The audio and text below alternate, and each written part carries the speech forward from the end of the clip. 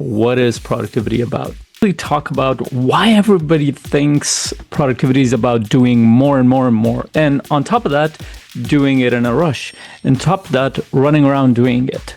As we go through this life, we start to believe that getting things done and getting a lot of things done and getting a lot of things done really fast is about productivity.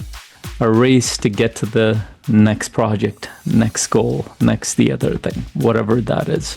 Hello, beautiful. I wanted to jump on here and quickly talk about why everybody thinks productivity is about doing more and more and more. And on top of that, doing it in a rush. And top of that, running around doing it. And I want to tell a story. Once upon a time, there was a child sitting there having fun, playing a game, maybe playing a puzzle with a puzzle, or playing with a doll, or playing with some superhero figure, and he's having the time of his life. And all of a sudden, a parent comes, hurry up, we gotta go do this thing. Great. And then it happens again and again. And then that child goes to school, and school is about finishing one thing and going to the next thing and to the other thing. And then this child grows up, goes into the workforce.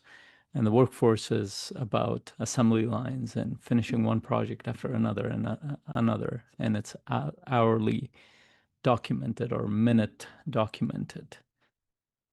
And then as we go through this life, we start to believe that getting things done and getting a lot of things done and getting a lot of things done really fast is about productivity. And here's the problem. We start to associate our worth and our usefulness to how many things we get done and how many things we achieve in the shortest amount of time possible.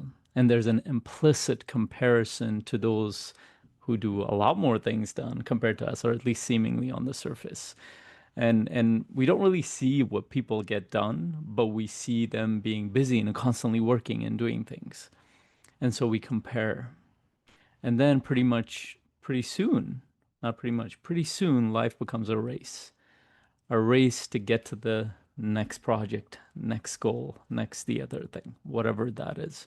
And in the back of our mind, we're comparing ourselves to the next person who's racing. That could be your friend, that could be your relative, that could be your siblings, that could be your coworkers, whoever that might be. And life becomes a race.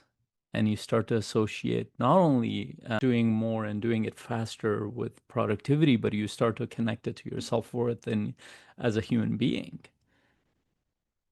And then at some point, 10, 20, 30 years later, you start to realize that life is too short, and I'm going to actually live my life. So how do I do that? Well, let me start a business. Let me invest in this thing. Let me go towards there. And then you start a business. It might be a startup, or it might be an investment path, or whatever it might be. You do the same thing. Your normal programming for 30, 40, 50 years is you jump in and you start doing things. You don't actually think about what you're doing. You're just doing a lot of things very fast. And I've seen this over and over and over, first in myself in the past. And I started seeing it with other people. In fact, one of the assessments and questionnaires I get people to fill out on one of the first calls they get on with me one-on-one, and I've gotten people to fill this question out, hundreds of people at this point. And one of the most common answers to what makes you happy is when I can complete my checklists, or a version of that, or when I can complete my tasks for the day. Now think about it. If that's not a tragedy, I don't know what is. When I can complete my task. Now, it seemingly might seem like, well, this person is being productive. We even think about it that way, but we have associated completing things with being useful, to being a worthy human being, and that makes us happy. If that's not a programmed system, I don't know what is.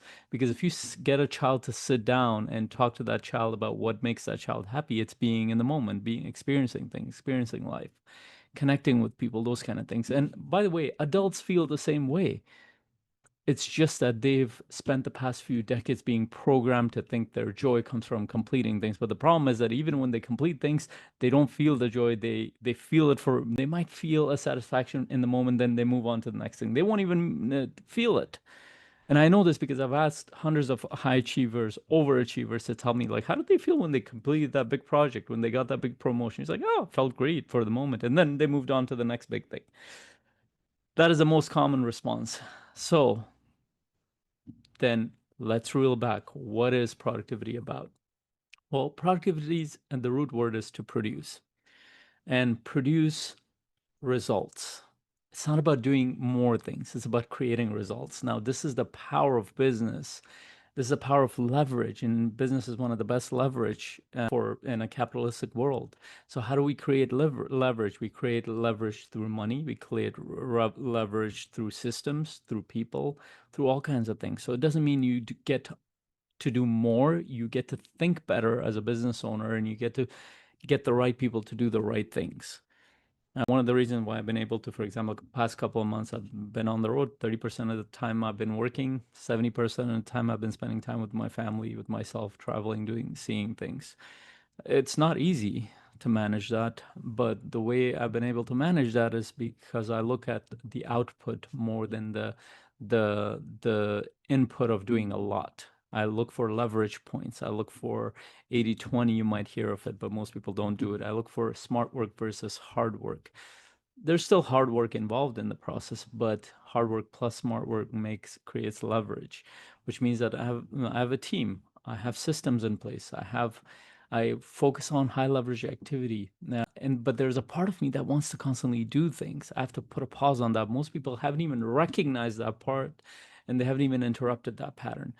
Part of what we're going to do tomorrow in the productivity mastery workshop is we're going to go much deeper. We're going to get you to look into how your patterns are operating. It's not about getting better tools, more tools. It's about rethinking productivity completely and thinking of it short term and long term, because it's not always about doing more short term, but it's holistically, how are you looking at different parts of your life? How are you designing it? What does that mean for you? Because what the results that you're seeking are probably very different from the next person, but your mind is constantly comparing you to other people that you don't even care about their results. So we'll go much deeper into it. I'm going to take you through an assessment process. We're also going to talk about a lot of the effects of AI, because now you can use AI as a leverage point. It's a whole other tool. I'm using it for lots of things. My team is using it for lots of things. So we'll talk about that too. And then finally, you will have an opportunity to connect with other entrepreneurs and investors. In the current economy that we are in, you don't want to do this stuff alone. You wanna be around other entrepreneurs. Super excited to see you. Block out that time for 2.5 hours. I'll put the link in the comments. If you don't see it in the comments, there will be other opportunities for you to sign up. Every post is pointing to that. You'll see it on the banner on Facebook as well. Super excited to see you tomorrow. And until then, hope you have an incredible evening. Take care. Bye.